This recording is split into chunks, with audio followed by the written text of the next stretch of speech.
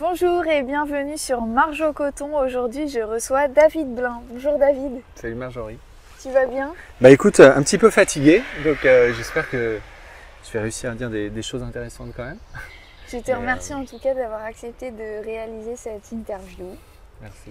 Et Merci à toi. pour situer un petit peu le contexte, on s'est croisés donc la première fois au Salon Zen. Tout à fait. Salon Zen, je crois que c'est à la porte de Versailles. Salon Zen, c'est Porte de Champéret. Porte de Champéret. Porte de Champéret.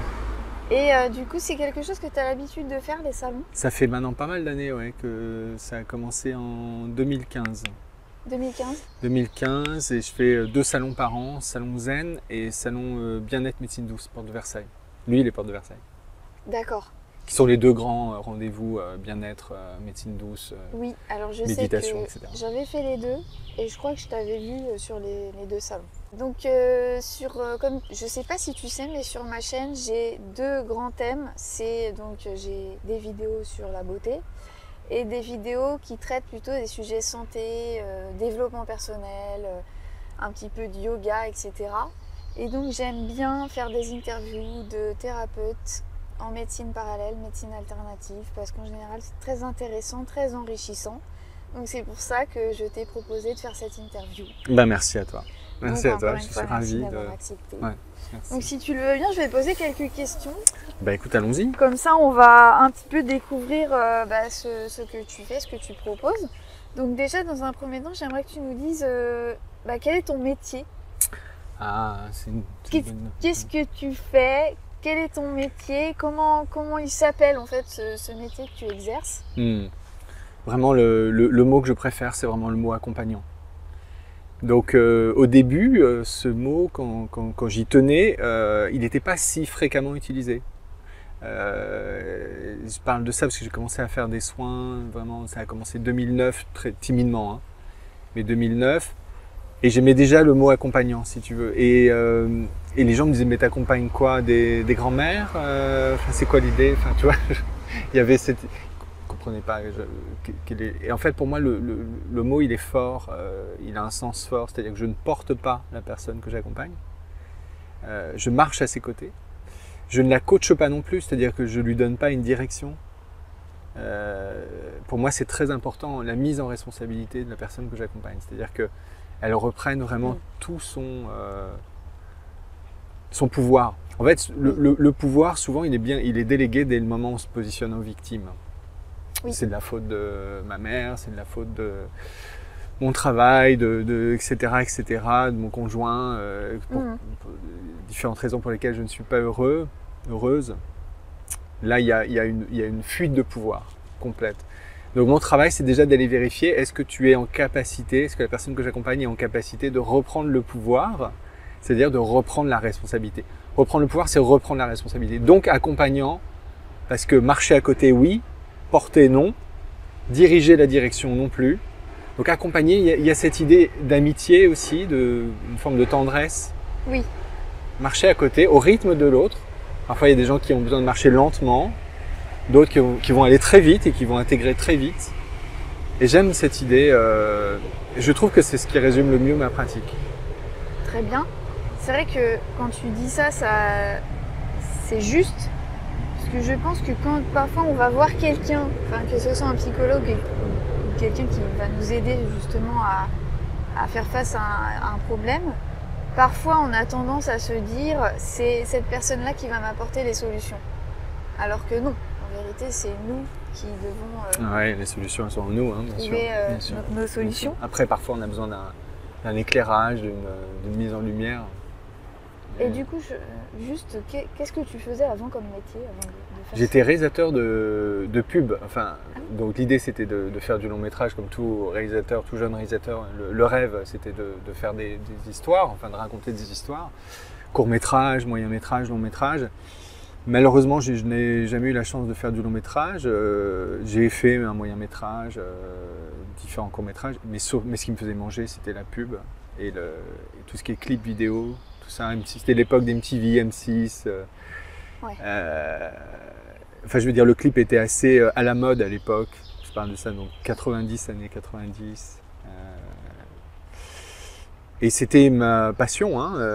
J'avais la chance de faire des choses assez créatives, qui n'étaient pas trop alimentaires, même plutôt pas alimentaires. Donc j'ai fait ça pendant 20 ans quand même. J'ai commencé jeune Oui. et j'ai lâché ça voilà, il y a maintenant presque 10 ans. Presque 10 ans. Ouais. Et du coup, ma question que j'avais préparée vraiment, c'est qu'est-ce qui a fait que dans ton parcours, bah, tu as finalement changé de route comme ça en passant de voilà, la création de pub à ce métier-là, d'accompagnant? Bah ouais, c'est vraiment un coup sur la tête. Hein. Je peux vraiment le résumer comme ça. En fait, j'ai commencé à travailler sur moi en 2007, quelque chose comme ça. Mais bon, il n'y avait pas vraiment de prise de conscience extrêmement forte. Et puis, il y a eu un travail avec notamment la médecine des plantes, l'ayahuasca. On parlera peut-être de ça un petit peu. Et là, ça a été vraiment extrêmement violent, même je pourrais dire, d'une certaine façon. Enfin, pour moi, puisque chacun le vit très différemment. Mais pour moi, ça a été très fort. Tellement fort que voilà, ça m'a amené à changer beaucoup de choses dans ma vie personnelle. Le travail, je ne l'ai pas lâché tout de suite parce que pour des raisons financières, c'était pas possible. Mais il y avait déjà pourtant, jamais j'aurais imaginé faire autre chose dans ma vie parce que c'était vraiment un métier passion, c'était pas un métier alimentaire. Même si je réalisais pas mon rêve le plus total, j'étais quand même sur des plateaux avec des comédiens à faire quelque chose de créatif. Donc j'avais pas dans l'idée qu'il fallait faire autre chose dans ma vie. J'étais bien, j'étais content. Mmh. Mais voilà, quand il y a eu ce choc, vraiment ce choc, qui a été presque traumatique en fait, tellement il a été violent. J'ai vraiment commencé à remettre en question tout, y compris ça. D'accord, c'est intéressant. Mais avant du coup d'avoir cette expérience, est-ce qu'il y a quelque chose... Quelle enfance tu as eue? Est-ce que tu as évolué dans une famille où il y avait déjà, je sais pas, des dons ou une religion ou quelque chose où tu avais déjà une connexion un petit peu spirituelle ou pas? Non, pas particulièrement. Famille catholique, mais pas spécialement pratiquante. Catholique, je dirais, voilà, parce que voilà, quand on est en France, il y a un petit peu ce terreau-là, mais c'était pas particulièrement présent. J'ai été mis dans des écoles privées qui étaient catholiques, mais j'avais plus l'impression que c'était une forme plus qu'un fond. Tu n'étais pas particulièrement connecté à la religion? Non, non. Alors, oui, je pouvais prier parfois. Je savais pas trop si je le faisais pour me rassurer ou parce que j'y croyais vraiment. Enfin, c'était pas très clair. Mais quand même, si j'avais un ami qui disait qu'il croyait pas du tout, il y avait un truc en moi qui se contractait. Je pouvais sentir que j'arrivais pas à aller là-dedans non plus. J'arrivais pas à dire ce genre de choses. Mais bon, après j'ai eu une période où je me suis vraiment retiré. Alors, je me sens pas spécialement religieux. Je me sens pas du tout proche de l'Église, ni du discours de l'Église, ni de. J'ai été au catéchisme et tout, mais je me sens pas proche de ça. Je me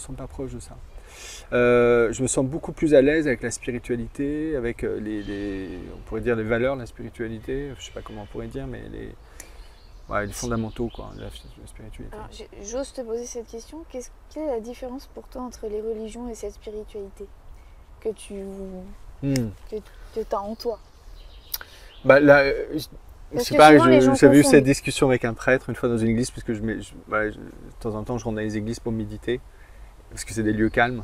Et le prêtre me demandait ce que je faisais, il me demandait si je priais. Je lui dis non, je médite. Il me dit bah, c'est un peu la même chose. Je lui dis oui, effectivement c'est la même chose.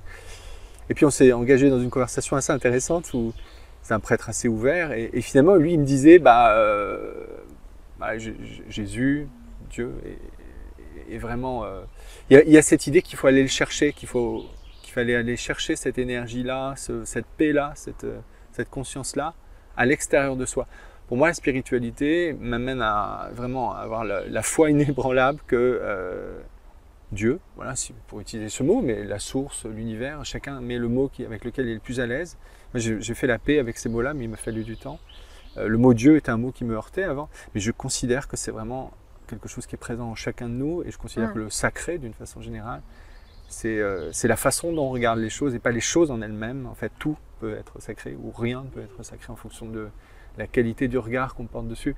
Et donc je dirais que le grand truc de la spiritualité, c'est peut-être de remettre cette conscience que chacun, en fait, est en soi divin, sacré, qui porte en lui une conscience, quelque chose qui le rend... justement, et je reviens à cette idée de responsabilité. Remettre quelqu'un en responsabilité, c'est le remettre aussi dans ce sacré, dans ce pouvoir personnel. Voilà. Dire, tu es responsable de ta vie, qu'est-ce que tu en fais? Oui, parce que je sais que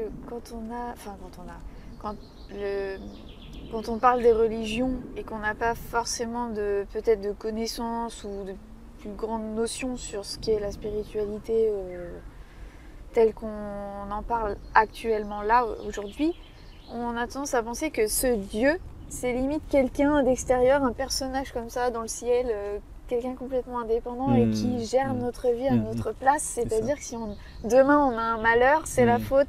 C'est Dieu m'a pas aidé parce que j'ai pas assez prié, parce que j'ai pas. Parce que, voilà. Il y a cette idée de méritocratie aussi. Au final, on se décharge. Décharge. Mais comme on le fait avec nos parents, avec notre employeur, avec.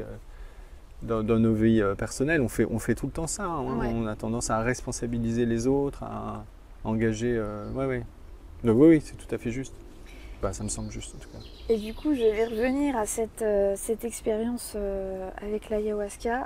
J'aimerais que tu nous en parles un peu plus en détail. Qu'est-ce qui a fait déjà que tu arrives à avoir envie de tester l'ayahuasca? Comment tu as connu cette plante? Je suivais les conférences de l'INRES à l'époque. C'était le nom pour Inexploré, la revue qui s'appelle Inexploré aujourd'hui. Elle s'appelait au début INRES. Et ils organisaient des conférences. Il y avait assez peu de monde. C'était vraiment le début. Autour de justement de chamanisme. Moi, c'était des questions qui étaient très nouvelles pour moi. J'avais entendu parler un petit peu comme tout le monde de chamanisme, mais j'en avais une idée qui n'était pas du tout claire. Le travail avec les plantes, le travail avec le tambour, les états modifiés de conscience, justement les états de pleine conscience, la méditation, enfin tout ça, expérience de mort imminente. Voilà, toutes ces questions étaient débattues dans des conférences assez intéressantes.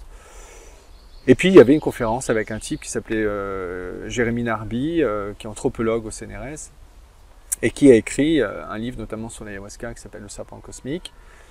En fait, j'avais lu ce livre avant d'aller à sa conférence. Bref, je l'ai d'abord rencontré via son livre et puis ensuite je l'ai rencontré en chair et en os. Et ça m'a vraiment donné envie de faire l'expérience de l'ayahuasca. Pourtant, tout à l'intérieur de moi avait peur, mais genre immensément peur. Oui. Tellement je pouvais pressentir. En plus, j'avais vraiment lu beaucoup sur le sujet. J'ai lu 1 an avant. On a un mariage dans le coin, peut-être, je sais pas.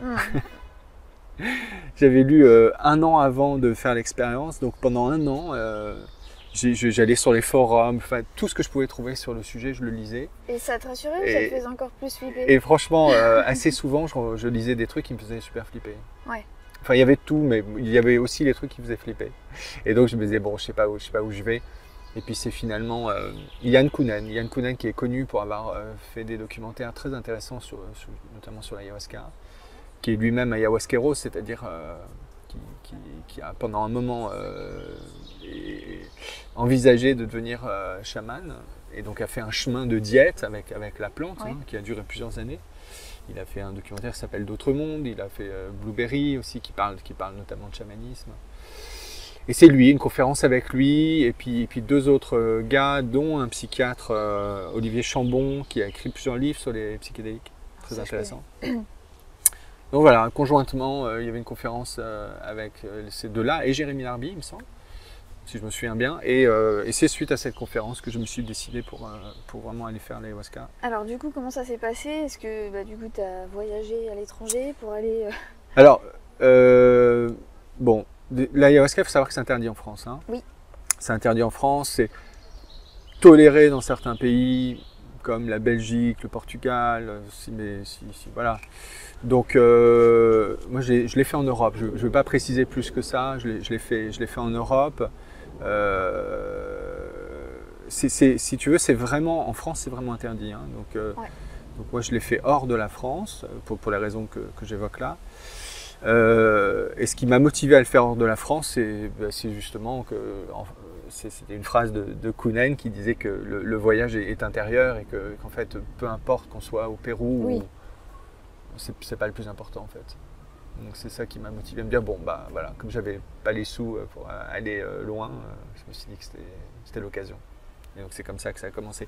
Mais disclaimer, hein, vraiment, Ouais. vraiment, c'est pas un truc à prendre à la légère. Non, mais c'est C'est pour ça que vraiment, il faut sentir l'appel. J'inciterai Oui. absolument jamais personne, ni les gens que j'accompagne, ni là, dans le cadre de cette vidéo, j'inciterai absolument personne à faire ce genre de choses sans s'être vraiment bien renseigné au préalable, sans vraiment entendre un appel. Et c'est vraiment pas pour tout le monde. Hein. Voilà, c'est vraiment à chacun de voir en son âme et conscience ce qui est juste, mais c'est vraiment pas quelque chose à prendre à la légère. Justement, je regardais une vidéo il n'y a pas si longtemps sur un thérapeute qui soigne par les plantes. Et il parlait justement de l'ayahuasca parce que lui, à la base, il était addict au cannabis. Et pour stopper, enfin, il l'a su après, mais il est parti du coup à l'étranger, je ne sais plus, peut-être en Amazonie, prendre de l'ayahuasca. Donc c'était très carré hein, là-bas, mais du coup... ça lui a servi puisque cette plante-là lui a permis de stopper son addiction au cannabis de façon assez fulgurante, mais il le dit bien que c'est une plante maîtresse et que c'est une plante voilà, qui va enseigner et que c'est une plante puissante. Et effectivement, qu'on ne sait pas vraiment ce que ça va faire sur la personne qui l'apprend. C'est ça. C'est vraiment une plante maîtresse, on l'appelle la grand-mère, la grand-mère des plantes, on comprend bien ce que ça veut dire. Elle chapeaute l'ensemble et en Amazonie elle est extrêmement respectée dans le bassin amazonien en particulier au Pérou, mais elle rigole pas cette plante, donc si on y va avec une intention récréative on va passer un sale quart d'heure franchement. Ouais. En général, c'est important de le dire, c'est vraiment important de le dire, c'est vraiment pas fait pour faire du récréatif, il y a vraiment des choses plus adaptées pour ça que ce genre de choses. Donc c'est vraiment c'est un travail. Moi, je l'ai également fait comme la personne dont tu parles pour des raisons d'addiction. J'avais des comportements, je n'étais pas un addict pur et dur, mais j'avais des comportements addictifs, notamment au cannabis.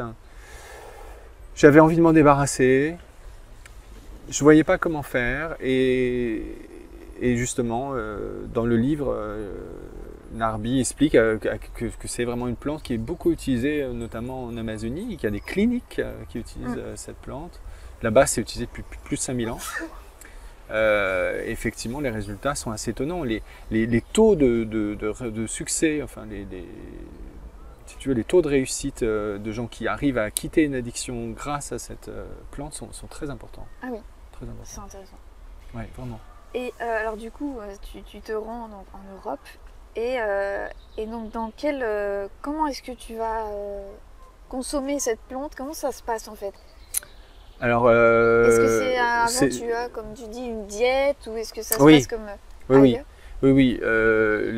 Bon, plus ou moins longue en fonction de chacun. Moi, elle avait duré 2 semaines. Oui. Une alimentation très peu grasse. On a le droit à une cuillère à soupe d'huile par jour. Pas de sucre, pas de sel, pas de condiments. Fruits, légumes, viande blanche, poisson blanc, pas d'alcool, pas de sexualité, pas de drogue, pas de distraction. Donc c'est vraiment, voilà, l'idée est de rentrer dans une forme c'est pas un jeûne, mais une diète, c'est ça, une diète. Et en fait, on sent que le travail commence d'ailleurs pendant cette diète. J'allais te demander, as-tu trouvé ça difficile de faire ça? Au début, oui. J'étais pas du tout habitué à cette époque-là. J'avais jamais jeûné encore. J'étais pas du tout au fait de tout ça. Donc c'était difficile. Ouais, c'était difficile. Ouais, aujourd'hui, ça me semblerait vraiment pas difficile du tout. Mais à l'époque, ça me semblait difficile.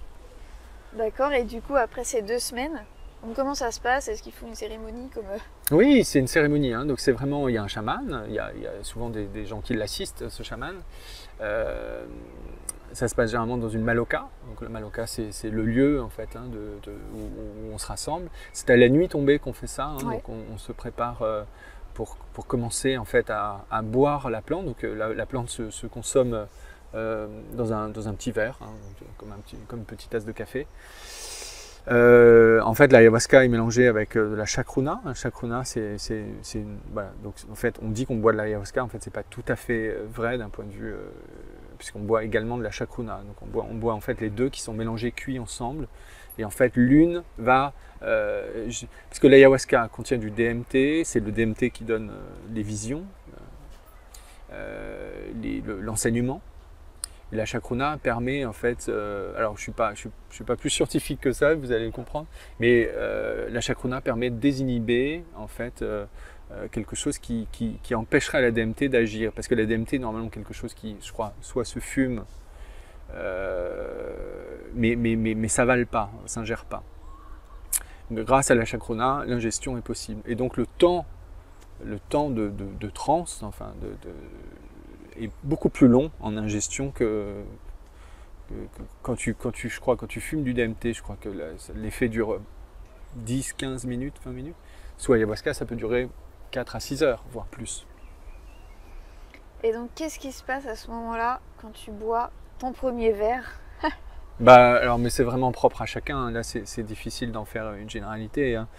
Pour moi, c'était extrêmement violent. J'ai perdu. Alors, au début, j'étais très tranquille. Il faut à peu près 40 minutes pour que l'effet monte. Au début, j'étais, c'est super, c'est facile en fait, ça va. Puis il y avait des gens qui commençaient à vomir parce que c'est quelque chose qui. Ah oui, tout de suite. Qui fait vomir. Hein. Et c'est pas un vomissement, on vomit pas des choses, on vomit quelque chose presque énergétiquement, on pourrait dire. Hein. C'est un nettoyage. Ouais, c'est vraiment un nettoyage. Et puis bon, on mange pas plus de 10 heures avant, donc on n'a rien à vomir, hein, très concrètement.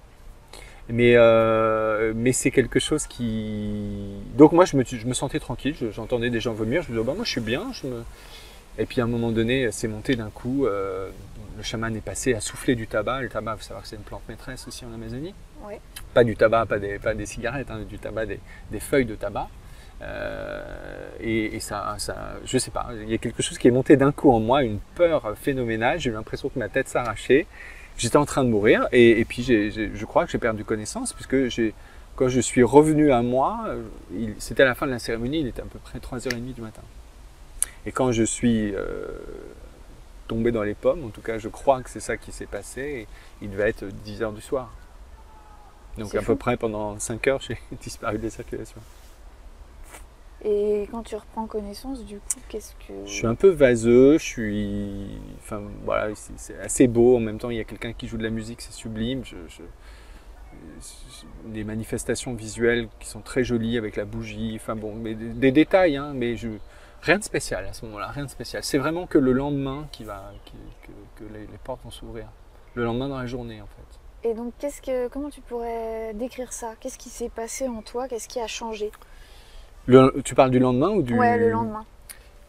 Alors là, c'est vraiment le point de départ de tout, hein, pour moi.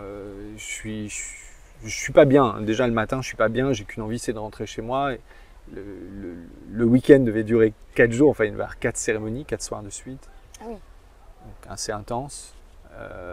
Là, crois-moi que j'ai qu'une seule envie, c'est vu ce que j'ai vécu la veille, j'ai qu'une envie. Et d'ailleurs, c'est ce que je dis au chaman. Mais je suis venu sans ma voiture et je suis bloqué dans un coin où il n'y a pas du tout de transport. Et je me dis merde, comment je vais faire? Bon, bref, tout ça m'incite un petit peu à rester. Et puis le chaman m'explique, me dit mais tu sais, voilà, il y a un processus qui est engagé, qui dure un certain nombre de jours, et quelque part, si tu pars avant que le processus soit fini, voilà, il y a quelque chose qui ne va pas se passer. Enfin voilà, c'est important que tu restes. Et même si tu ne bois pas ce soir, reste dans l'énergie du groupe, etc. etc. Donc il était tout à fait au clair sur le fait que je n'étais pas obligé de boire, que je pouvais ne plus boire ni le deuxième, ni le troisième, ni le quatrième soir. Ok. Donc voilà, j'étais rassuré là-dessus. Et puis il m'incite à passer ma journée plutôt seul, aller marcher dans la forêt. On était à côté d'une très très belle forêt. Et je vais marcher dans cette forêt, tout en me disant qu'il n'y a rien de spécial. Hein, rien de spécial.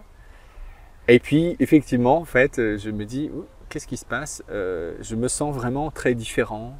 Mais ça monte graduellement, c'est comme quelque chose qui m'habite de plus en plus. Je me sens vraiment relié à tout. Je me sens J'ai l'impression que les choses m'appellent, qu'elles communiquent avec moi, que je suis entouré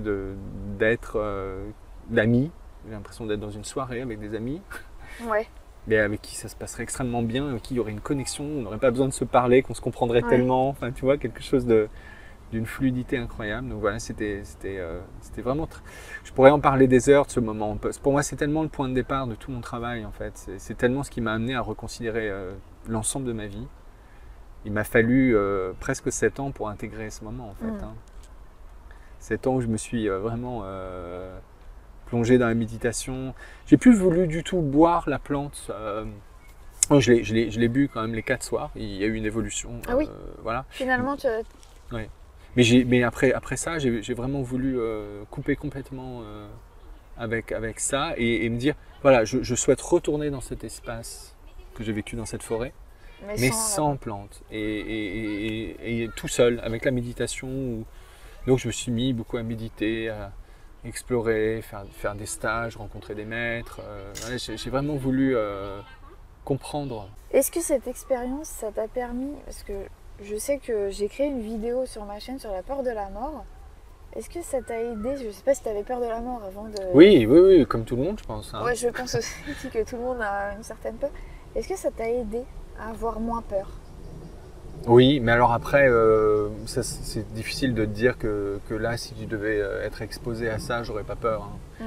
Je pense que ce serait très présomptueux de ma part. Non, mais ça m'a permis par contre je dirais de mieux vivre ma vie. Après, d'avoir moins peur de la mort, je ne suis pas sûr. Mais de mieux vivre les différents orages de la vie. Quoi. Voilà, je dirais que c'est plus ça. Oui, ça, en tout cas, ça a atténué des peurs, c'est certain. Oui. Ça a atténué des peurs. Et du coup, donc, cette expérience, comme tu l'as dit, t'a ouvert une nouvelle perspective, ou 2 nouvelles perspectives. Tu as donc avancé sur ton chemin. Et combien de temps t'as mis du coup pour te dire je vais faire mon métier, je vais en faire mon métier, je vais aider les gens, je vais accompagner les gens. Comment t'as trouvé ta voie finalement? Ça a été les soins énergétiques ont commencé le jour même de la première séance, le lendemain. Enfin le lendemain de la première nuit, la nuit difficile où j'ai perdu connaissance. Dès le lendemain, je me suis retrouvé à faire 2 soins. Je ne savais pas ce que je foutais. Hein. Je sais même pas pourquoi j'ai dit aux gens que j'allais faire ça. Parce qu'il y a quelqu'un qui a dit « Ah, j'ai hyper mal à la tête ». Je dis « Ah, bah peut-être je peux faire quelque chose ». Et puis en même temps que je lui disais ça, je dis « Mais pourquoi tu lui dis ça? Enfin, qu'est-ce que tu vas faire de spécial pour lui ?» Et il se trouve que je passais, d'après la compagne avec qui j'étais, elle me disait que je lui passais ses maux de tête en apposant mes mains à côté de sa tête. Mais moi, je ressentais rien et j'y croyais pas particulièrement. Donc, voilà, pour répondre à une question que tu m'as posée tout à l'heure, c'était pas du tout dans la famille. Ouais. J'ai un père médecin, une mère universitaire, donc plutôt des intellectuels, voilà. Et moi, j'étais plutôt aussi cartésien. Donc, tout ça était très, très obscur pour moi. J'étais pas spécialement attiré par tout ça. J'y croyais pas. Parfois, j'en parlais de temps en temps justement avec ma compagne, qui était beaucoup plus ouverte que moi à tous ces sujets. J'avais même tendance presque à m'en moquer, pour dire, tu vois. Donc, j'étais pas... Voilà. Et donc, tout d'un coup, quand je me retrouve à dire à quelqu'un que je connais pas, « Ah bah tiens, je peux peut-être faire quelque chose pour toi. » C'est nouveau, quoi. Je comprends même pas pourquoi je lui dis ça. Ouais. Et je vis quelque chose d'extrêmement fort pendant ces 2 soins, donc ce premier jour. Hein. Donc, tout de suite, ça a commencé tout de suite, le jour même. Ah ouais. Je ressens le soin, je le vis complètement physiquement. Bon, à ce moment-là, je ne sais pas du tout, quelque part, travailler avec l'énergie qui est autour de moi. Donc, je travaille avec ma propre énergie. Donc, je suis complètement crevé, fatigué, comme si j'avais comme si j'avais fumé un gros pétard. Tu vois, je suis complètement cassé. Donc là, je vais apprendre ça par la suite, évidemment, à ne plus travailler de cette façon-là. Mais voilà, ce qui m'amène un jour à me dire, tiens, je vais accompagner des gens, ça s'est pas fait comme ça. J'ai fait des soins à des amis, puis des amis d'amis, puis voilà, pendant 1 an, 2 ans, je me suis exercé, j'ai beaucoup pratiqué, beaucoup médité. Et puis, à ce moment-là, il n'était pas question de changer de métier. Mais petit à petit est venue l'idée que peut-être je pourrais faire ça, mais je ne pouvais pas lâcher mon ancien métier, donc il fallait que j'aie les 2, tu vois. Et puis en fait, à un moment donné, je me suis dit non, il faut que je me consacre à ça complètement. Il y a une phrase de Victor Hugo qui disait en gros, parce que personne m'incitait à choisir, si tu veux. Les gens me disaient mais garde les deux, c'est très bien. Et en moi, profondément, je sentais qu'en fait non. Alors que c'était mon métier passion, hein. Je faisais ça depuis l'âge de 14 ans, hein, les courts-métrages, les tournages. Et puis à un moment, je suis tombé sur cette phrase qui disait choisir c'est être libre de Hugo. Et ça a fait tilt, je me suis dit bon, allez, il faut que j'y aille, il faut que je choisisse. Et donc j'ai choisi ça. Comment tu as évolué dans tes pratiques? Est-ce que tu as fait d'autres formations après? Est-ce que tu as lu d'autres bouquins? Est-ce que tu as... Enfin, qu'est-ce que tu as fait en plus après pour aller un peu plus loin dans tes pratiques? Quels outils tu utilises aujourd'hui? J'aimerais bien que tu nous dises un peu comment tu travailles. En fait, dès le début, j'ai voulu me former. Hein. J'ai voulu... parce que voilà, j'ai, comme je te l'ai expliqué, un père médecin, une mère universitaire. Donc pour moi, j'avais envie de me former à un truc sérieux. Donc je me suis tourné dans un premier temps sur médecine chinoise. C'est ce qui me semblait être le plus sérieux avec l'étude des méridiens. Ouais. Il y avait quand même la notion énergétique, mais il y avait la notion de nutrition, phyto, plantes, etc., herboristerie. Ça me semblait intéressant. Après, donc j'étais à des journées portes ouvertes, des trucs comme ça, d'école et tout. Mais j'avais vraiment mon intuition qui était bien sortie pendant cette expérience avec l'ayahuasca. Et cette petite voix à l'intérieur de moi, clairement, me disait, en fait, c'est pas comme ça que ça va se passer. Tu vas pas apprendre sur les bancs d'une école. Ouais. Donc je lisais, j'ai rencontré des gens, je me suis formé auprès d'une magnétiseuse que j'aime beaucoup. Je pensais apprendre auprès d'elle des gestes, des gestes, un protocole. Non. C'est pas du tout ça. Non. En fait, ce que j'ai appris auprès d'elle, globalement, c'est plutôt à me centrer, à être bien, à me nettoyer d'une certaine façon, même si j'aime pas ce mot, mais en tout cas à être en capacité de plus accompagner l'autre, tu vois. J'ai appris ça auprès d'elle. Mais donc tout ce que j'allais chercher comme information pour rassurer mon mental, pour essayer de trouver un espace, un cadre, pour pouvoir accompagner les autres, en fait je ne le rencontrais pas. Et en permanence j'étais remis constamment sur le fait que ça allait être moi, avec mes outils. Donc après j'ai découvert le tantra, en parallèle j'ai découvert le tantra dans ma relation de couple. Donc ça a été aussi un outil intéressant. Il y a eu des choses, il y a eu des lectures, il y a eu plein de choses marquantes si tu veux, mais à aucun moment je me suis dit bon ça y est j'ai un outil là je peux y aller, je maîtrise l'hypnose ou je maîtrise ça et je vais y aller avec ça et je vais marquer et puis j'aurai même je pourrais marquer ça sur une carte de visite ou j'aurai une plaque. Non, ça n'a jamais été rassurant comme ça, d'où le nom à l'école des arts. Hein. Parce que vraiment, l'école, en fait, pendant toutes ces années, ça a vraiment été la nature, ça a vraiment été les arbres en particulier. Et dans cette écoute, en fait, et en fait, je dirais que mon travail, il est surtout basé sur l'écoute de celui que j'accompagne. Écoute, pas simplement verbale, mais écoute vraiment énergétique, écoute corporelle. Et donc ça, je l'ai vraiment appris, en fait, en écoutant, mon Dieu, qu'est-ce que j'étais pas patient à cette époque-là, qu'est-ce que j'avais du mal à, ne serait-ce qu'être en forêt pendant un quart d'heure, j'avais l'impression que le temps était long. Oui. Tu vois ? Et tout d'un coup, il y avait quelque chose qui m'invitait à observer, à écouter, à regarder, à contempler, à me laisser traverser par les choses. C'est ce que j'avais vécu pendant ces quelques heures merveilleuses, juste le lendemain de l'ayahuasca, qui ont été si dingues, si fortes, qui m'invitaient à me remettre dans un ensemble où je suis pas, voilà, il y avait pas David qui tout d'un coup, il y avait rien de super puissant, il y avait quelque chose qui, voilà, j'étais relié à un ensemble beaucoup plus vaste que moi, beaucoup plus grand que moi, mais je me sentais ni petit ni particulièrement grand dans cet espace, je me sentais juste faire partie d'un tout. Et ça c'est extrêmement agréable en fait, cette sensation de faire partie d'un ensemble. Et du coup, qu'est-ce que tu proposes comme type de soins aux personnes qui viennent te voir? Alors déjà, tu parlais tout à l'heure de dons. Moi, voilà, j'ai donc cette école qui s'appelle l'école des arts, qui est devenue une école aujourd'hui, puisque vraiment je transmets. La plus grande partie de mon activité, c'est de transmettre à des gens. En fait, tu es devenu maintenant enseignant, on pourrait dire. Enseignant. L'idée pour moi est vraiment d'apprendre à ceux qui me font l'honneur d'être accompagnés par moi, d'écouter leur corps, et surtout de leur faire quitter souvent la posture qu'ils ont, qui est une posture de sauveur. posture de guérisseur, tu vois. C'est-à-dire qu'ils arrivent, ils ont cette idée qu'ils ont un don, qu'il y a quelque chose, une grand-mère ou un truc dans les mains particulier. Tu vois, ils ont envie, comme j'ai pu avoir envie à une époque aussi, que mes mains chauffaient, que je me disais, mais il faut vraiment que je fasse quelque chose avec tout ça. Et en fait, c'est quelque chose qu'on a tous en nous.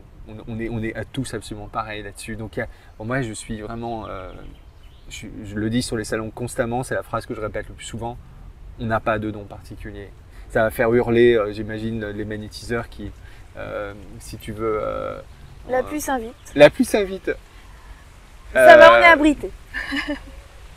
Mais, donc mais il va pleuvoir beaucoup, je pense. J'espère pas. En tout cas, on est bien abrité là. Là, on est bien abrité, mais à un moment donné, tu sais, les gouttes vont trouver leur chemin. On verra bien. Oui. En tout cas, moi, ça va peut-être faire hurler certains guérisseurs, certains magnétiseurs qui pensent qu'ils ont vraiment quelque chose de particulier. Pour moi, c'est vraiment quelque chose qu'on a tous en nous. Si et justement, c'est ce que, en fait, j'ai du mal à exprimer ça. Je vais essayer d'exprimer sans faire de boulettes. Comment est-ce que tu gardes cette humilité? Tu sais, parce que souvent les personnes qui ont comme tu dis, un don, qui pensent avoir un don, ils ont tendance peut-être à se sentir supérieurs aux autres. Certains tombent dans l'ego spirituel ou se disent que voilà, ils ont tendance à prendre les gens, pas de haut, mais voilà, même des thérapeutes en fait, on le sent. Quand on va voir un thérapeute qui se sent un petit peu au-dessus ou qui commence à donner des leçons ou donner des conseils, mais un petit peu trop, voilà. Comment est-ce que tu fais pour faire attention justement à cet ego qui peut parfois, sans qu'on s'en rende compte, prendre le dessus et on tombe dans un espèce de jeu comme ça. Vraiment, merci pour cette question, je trouve vraiment chouette.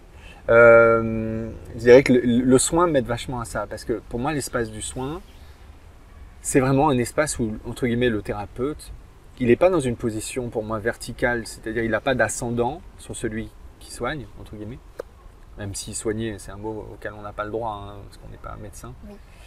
Mais on va dire le soin pour que ça soit compréhensible par tout le monde. Quand on fait un soin, je dis tout le temps aux élèves que j'accompagne, dès l'instant où on pense qu'on a quelque chose à faire pour l'autre, qu'on doit répondre à une intention, la personne souvent elle arrive avec une intention, elle a mal quelque part ou elle a telle ou telle problématique dans sa vie et on a envie de l'aider, on a envie de faire quelque chose pour elle, on a envie qu'elle aille mieux.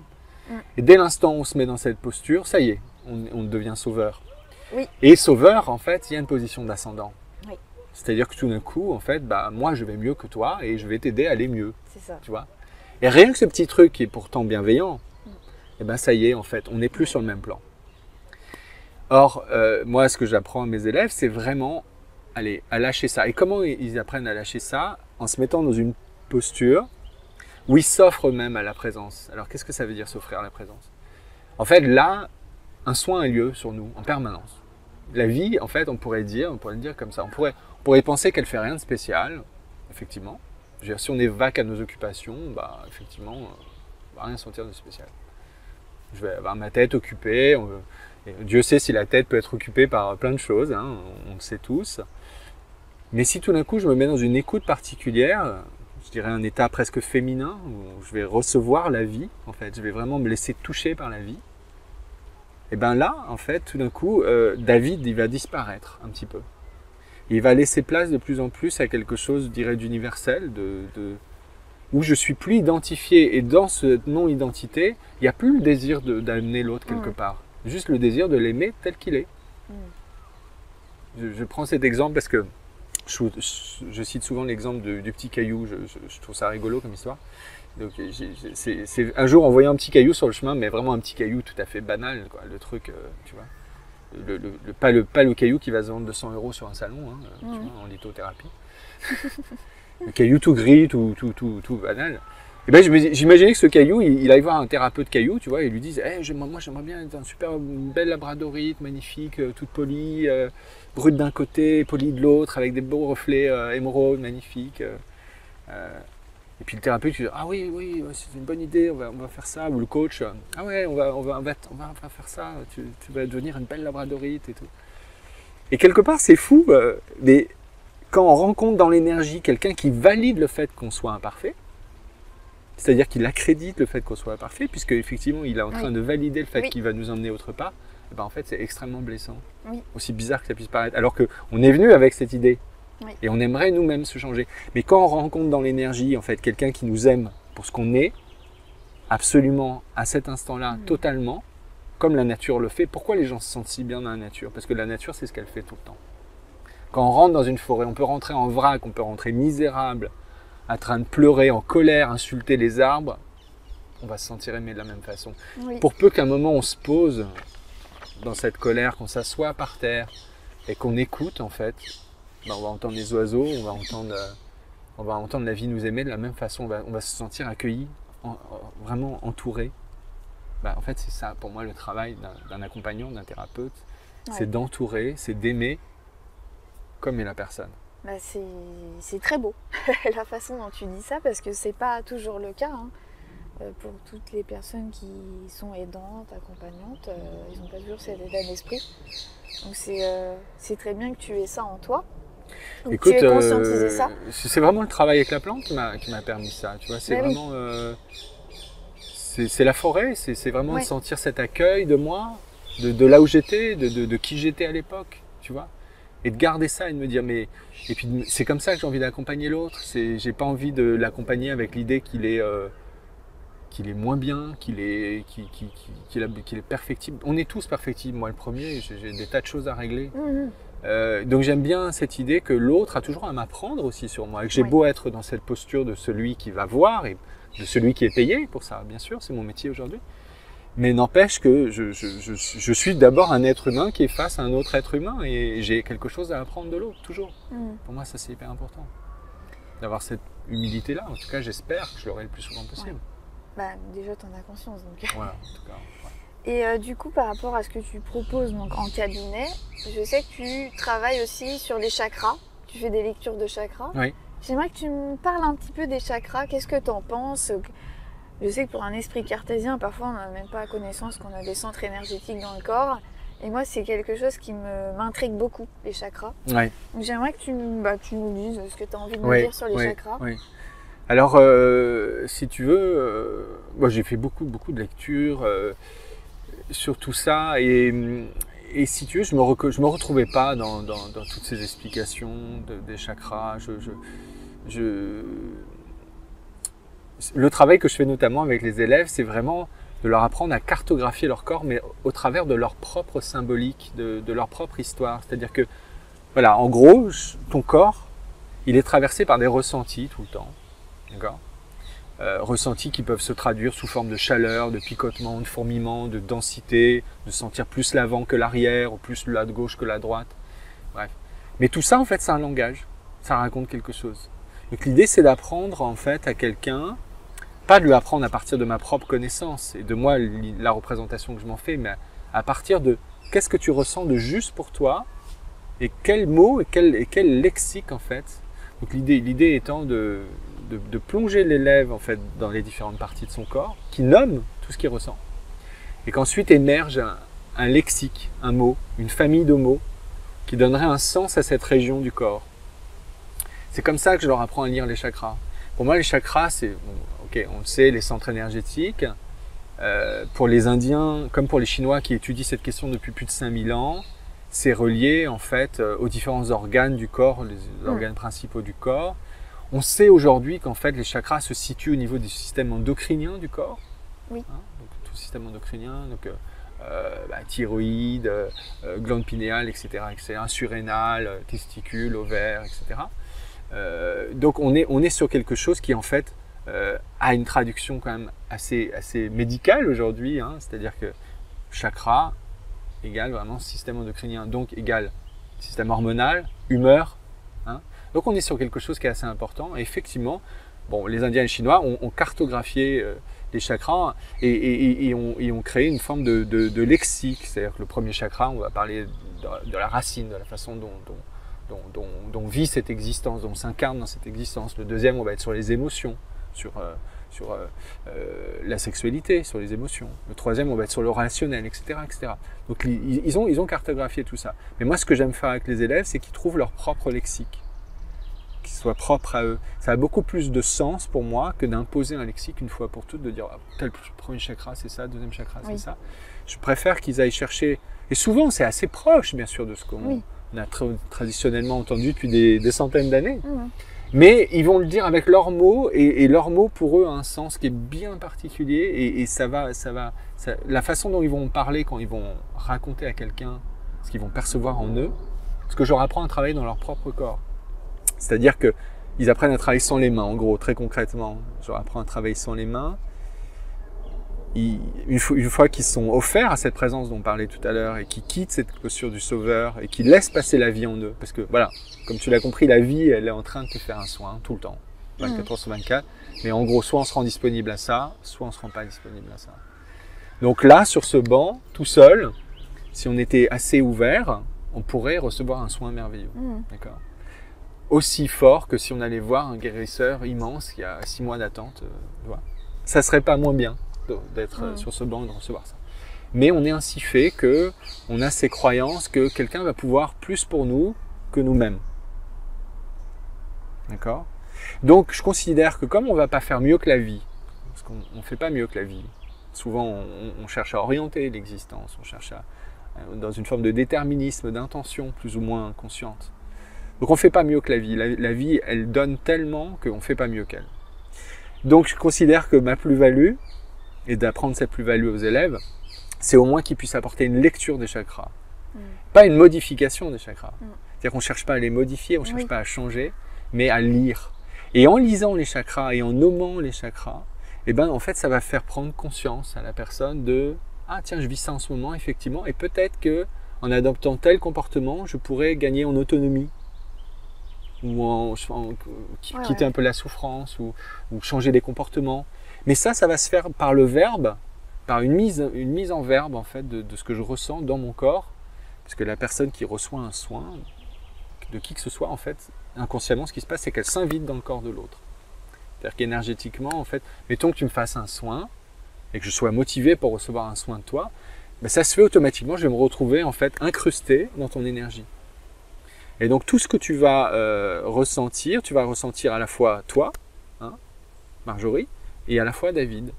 Mais ce qui va être difficile au début, c'est de faire la part des choses entre qu'est-ce qui t'appartient et qu'est-ce qui m'appartient. Oui, j'imagine. Donc ça, je leur apprends à bien se connaître, surtout pour bien déterminer leur territoire, qui est par définition mouvant, parce qu'un territoire n'est jamais statique.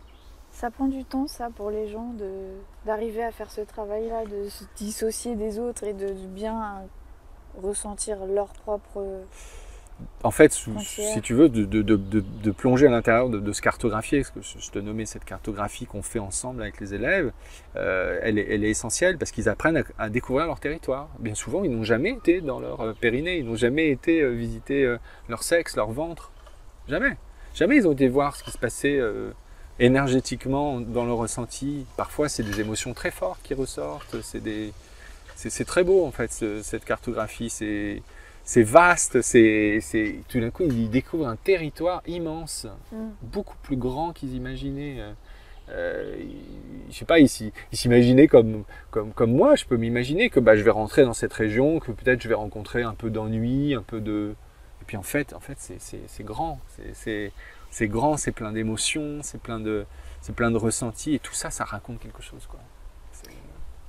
Et du coup, je voulais que tu nous parles un petit peu du tantra, parce que ça fait partie de ton travail. Donc le tantra, tu travailles avec on va dire outils, mais c'est bien plus large que ça. Comment tu pourrais définir le tantra? Il y a des personnes qui pensent que ça concerne uniquement la sexualité, alors que je pense que c'est beaucoup plus large. Oui. Je pense que c'est une question difficile, mais comment tu pourrais donner ta définition du tantra? Je dirais que moi, ce qui m'a le plus marqué dans l'apprentissage du tantra, c'est l'apprentissage de la non-dualité, tel que j'ai été élevé, en tout cas dans la religion catholique. Il y avait beaucoup cette idée du bien et du mal, si tu veux, de quelque chose de très clivé. Tu vois, il y avait le paradis, l'enfer, le bien, le mal, etc. Bon, je schématise, mais voilà. Et dans le tantra, en fait, j'ai vraiment découvert une voie vraiment non duelle, en fait, où il n'y a pas il n'y a pas de négativité, il y a simplement des enseignements en fait. Il y a partout des enseignements. Alors, c'est finalement ce qu'on retrouve dans la spiritualité, hein, cette idée que chaque personne qu'on rencontre est un enseignant, chaque situation qu'on rencontre est une situation qu'on a convoquée pour grandir à soi-même, pour comprendre des choses. Et donc c'est aussi une façon de se re-responsabiliser et de ne pas tomber dans le « Ah zut, il m'est arrivé ça, c'est horrible ». Mais « Ah, il m'est arrivé ça, c'était pas facile, qu'est-ce que je peux en comprendre ?» Et ça j'ai beaucoup aimé cette mise en responsabilité. Moi, j'ai vécu une chose compliquée enfant, et en tantra, bon, beaucoup de gens ont vécu des choses compliquées, hein, comme souvent on va rencontrer dans les stages de développement personnel, tout ça, des gens qui ont vécu des choses un peu compliquées, voire très compliquées. Et ce que j'ai beaucoup aimé dans cette approche tantrique, là aussi, c'est comme l'ayahuasca, c'est pas pour tout le monde, parce qu'il y a des gens qui vont avoir besoin d'être beaucoup plus maternés, beaucoup plus accompagnés, et quelque part victimisés aussi d'une certaine façon, en tout cas conservés dans une posture de victime, reconnus dans une posture de victime. Moi, j'ai aimé cette approche tantrique où tout d'un coup on dit, bon alors qu'est-ce qu'on fait? On arrête de fleurir, quoi. Imagine, qu'est-ce que fait un arbre au printemps? Est-ce qu'il arrête de fleurir? Parce qu'il a vécu un hiver difficile? Ah non, il y va, il fleurit. Donc alors c'est choquant, ça peut être dur à entendre la première fois, mais tout d'un coup là il y a quelque chose de frais, de nouveau, de se dire bah, allez j'y vais quoi, j'y vais dans cette vie.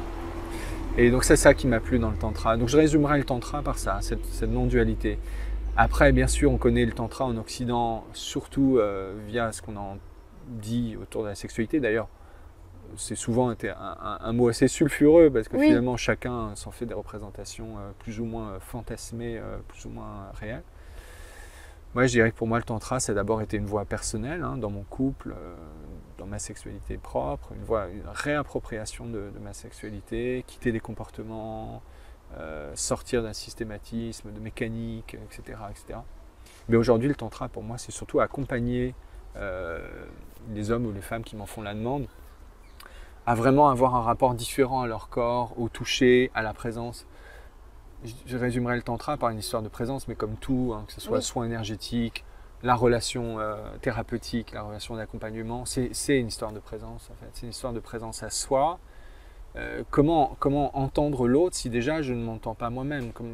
Donc c'est déjà être vraiment avec soi, vraiment dans son corps, être en capacité de recevoir l'autre et le ressentir. Et c'est ça qui est fou, c'est que plus je vais, les gens vont penser, oui mais il faut pas être tourné vers soi parce que c'est égoïste. En fait, c'est paradoxal. Donc on va vers l'autre. On peut pourquoi pas servir l'autre si on est quelqu'un de plutôt altruiste ou être égoïste si on est quelqu'un qui est plutôt tourné justement vers soi, mais d'une mauvaise façon, j'ai envie de dire. Parce que en réalité, quelqu'un qui va vraiment prendre soin de lui, de ses besoins, de ses ressentis, écouter avec cette dentelle, cette délicatesse ce dont il a besoin et naviguer comme ça, il va être en fait très respectueux des autres aussi. Il va être très à l'écoute. Et il ne va pas être dans quelque chose d'une fois pour toutes, une étiquette, les choses sont comme ça. Non, il va naviguer, ça va danser, ça va être beaucoup plus... voilà. Donc, voilà. Donc pour revenir au tantra, moi, je travaille beaucoup avec des gens qui ont été abusés, ou qui ont vécu des choses difficiles, un rapport au corps difficile, pas forcément des viols ou des choses comme ça, mais parfois simplement des rapports non souhaités, même en couple, hein, des choses qui peuvent... en fait, énormément de gens ont une sexualité qui n'est pas épanouissante. Hein. Je suis témoin de ça très largement. Donc énormément de gens ont une sexualité compliquée, pas épanouissante. Et souvent, en fait, c'est dû à un manque de présence à soi-même, déjà, pour commencer. C'est-à-dire une incapacité, en fait, à sentir. Je dirais même, ne serait-ce qu'à sentir, en fait, ce qui se passe dans notre corps. En fait, ça va au-delà de... là, j'ai fait récemment deux conférences sur la sexualité, donc j'ai beaucoup exploré ce domaine verbalement, voilà, pour essayer d'expliquer au mieux quelle était la pratique, quelle était ma pratique, et puis qu'est-ce que je pensais de tout ça. Mais je dirais que le premier truc, en fait, c'est ce que je apprends à faire en énergétique, c'est comment ressentir, en fait, comment pour une femme accueillir l'autre si déjà je ne me ressens pas, si je suis dans un devoir, si je suis dans une obligation, comment est-ce que je peux me ressentir, comment est-ce que je peux être dans l'accueil de l'autre, en fait. Donc déjà, en fait, pour moi, c'est d'abord une histoire. C'est encore et toujours une histoire de présence à soi, en fait. Donc avant de finir, j'aimerais bien que tu nous racontes une expérience peut-être d'accompagnement qui t'a peut-être plus marqué que les autres. T'as dû en avoir. T'as dû en voir du monde. Oui. Oui. C'est pas simple comme question. En fait, je les trouve vraiment. Je voudrais pas donner l'impression de faire une réponse un peu sympa. Non, vraiment, c'est ce que je pense. En fait, j'apprécie vraiment tellement chacun pour sa couleur, sa texture différente. Il n'y a pas d'accompagnement nul en fait. Et même quand parfois ils sont moins inconfortables ou que ça passe moins, que le fit est moins évident, il y a vraiment quelque chose toujours à retenir, à comprendre, à ressentir, à ouvrir, à aimer. Byron Katie dit très justement, cette vie en fait, c'est d'aller de la peur vers l'amour. Voilà, tout est dit. Hein. Donc, partout c'est contracté à l'intérieur du corps, partout c'est resserré dans mes idées, dans des constructions, dans des schémas. C'est comment je peux ouvrir ça, en fait. Comment je peux aller vers la détente, comment je peux aller vers l'accueil. Donc c'est vrai pour moi aussi en tant qu'accompagnant. Qu'est-ce que génère l'autre chez moi? Donc, tu me dis, je pourrais te citer des trucs extraordinaires qui peut-être me mettraient en avant ou mettraient en avant la personne. Mais l'extraordinaire, j'aimerais que les gens puissent repartir peut-être avec cette idée. Ils vont peut-être me trouver perché, mais c'est pas grave. Mais j'aimerais qu'ils puissent retenir que l'extraordinaire, en fait, il est à chaque seconde. Il est dans la qualité d'écoute qu'on a, en fait. Donc on peut être là, et puis voilà, et puis se parler, être dans la tête. Et puis on peut être là, et puis être là à un autre niveau, et ressentir différemment, et tout d'un coup vivre une magie. Donc voilà, j'aimerais que chacun puisse faire l'expérience de la détente profonde, de s'offrir, de la joie, de se mettre dans le cœur, de sentir à quel point on est puissant et à quel point on est, mais pas puissant d'un point de vue égotique, mais puissant au sens solide, ancré, relié, ensemble. Vraiment, j'aime vraiment cette idée. Encore une belle réponse très humble. C'est vraiment des choses auxquelles je crois, tout ça. Voilà. Je te remercie David. Merci Marjorie. D'avoir répondu à mes questions. Si vous voulez contacter David, eh bien son site c'est école des arbres au pluriel, toutattaché sans tiret.com. Je vous mets le lien sous la vidéo en description. Je te souhaite une bonne continuation. Merci Marjorie. Et puis nous, merci à toi. Et puis nous on se retrouve dès la semaine prochaine pour une nouvelle vidéo. À bientôt. Salut. Test.